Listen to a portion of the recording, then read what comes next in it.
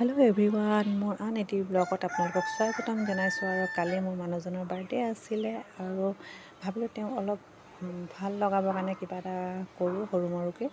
আৰু তেওঁ গম নাপায়, তেওঁক ৰাতিপুৱাৰ পৰা মই উইচো কৰা নাছিলোঁ। আৰু ছোৱালীজনী আৰু মই কথা পাতিছিলোঁ যে এনেই আৰু সৰুকৈ কিবা এটা কৰোঁ বুলি, তেওঁক মনটো ভাল লাগক বুলি।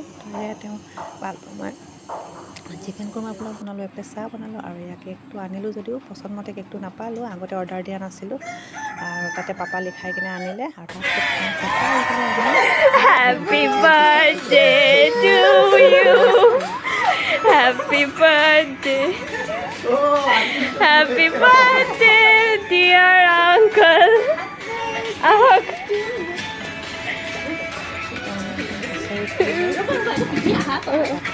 নহয় মোক আজি মই ভাবিছোঁ কোন পাগল হয় মোক হেপী বাৰ্থডে দি আছে।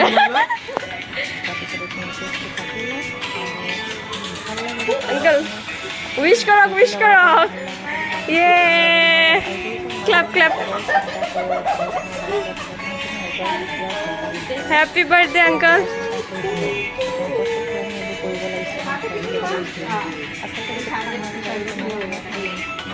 সেইটো পালে সেইটো মনটো বহুত ভাল লাগিলে। কেকটো কাটিলে, তাৰপিছতে আনিছিলোঁ আৰু চেণ্ডেল আনি দিলোঁ আৰু মনটো মানে বহুত বেছি ভাল লাগিলে। তেওঁক ফূৰ্তি হোৱা দেখি কিনে তেওঁ মানে বহুত বেছি চিন্তা হৈ আছে, তেওঁৰ গাটো কি হৈছে ক'ব নাই পোৱা, তেওঁ ভাল নাই পোৱা। তেওঁ মানে বহুত ফূৰ্তি কৰি থকা মানুহ এসময়ত আছিলে, কিন্তু এতিয়া কি হৈছে ক'ব নোৱাৰোঁ। তেওঁ মানে একো কৰিব নোৱাৰা নিচিনা হৈ গৈছে, সেইটো কাৰণে মোৰ বেয়া লাগে, বহুত চিন্তাও লাগি থাকে। তাৰপিছতে Uncle, birthday কাটি gifts. খোৱালোঁ আৰু সেয়াই আৰু আমি এনজয় কৰিলোঁ অকণমান ৰাইজ, হাঁহি ফূৰ্তি কৰিলোঁ। আৰু কালি লগতে আৰু কোনো নাছিলে, আমি তিনিজনে মানুহ আৰু বেটাৰ লগৰ এজনী আহিছিলে, ওচৰতে থাকে, তাই আছিলে, তাহাঁতি দুজনীয়ে আনিলে কেক চেক কৰি কিনে। আৰু আমাৰ মানুহজনে মানে একোৱে নাজানে, পিছত কৈছে মই গোটেই দিনটো একোৱে গম নাপালোঁ কেতিয়া কি কৰিলা। তো গম পালে ছাৰপ্ৰাইজটো কেনেকৈ থাকিব কৈছোঁ। সেয়াই আৰু চবৰ কাৰণে মই নাস্তা ওলালোঁ। তেওঁ কচৰি খাই ভাল পায়, কিন্তু কালি মই কচৰি নাপালোঁ। Uncle, আপোনাৰ ফেভৰেট কচৰি নাপালোঁ, সেইকাৰণে চামোচা লৈ আহিছে। মিঠা বস্তু বহুত বেছি ভাল পায় আৰু তেওঁ যেতিয়া বাৰ্থডে আছে তেওঁ মিঠা কচৰি আজি বস্তুখিনি আনিছোঁ। Out of stock. কালি কিন্তু তেওঁ পকৰিও ভাল পায়, মই পকৰি বনাব নোৱাৰিলোঁ আৰু ভাল লাগে ন কালাৰটো। কালাৰটো ধুনীয়া লাগে। নিলোঁ আৰু ভিডিঅ'টো আপোনালোকৰ লগত শ্বেয়াৰ কৰিলোঁ। লগৰখিনিৰ লগত সকলোখিনি শ্বেয়াৰ কৰোঁ।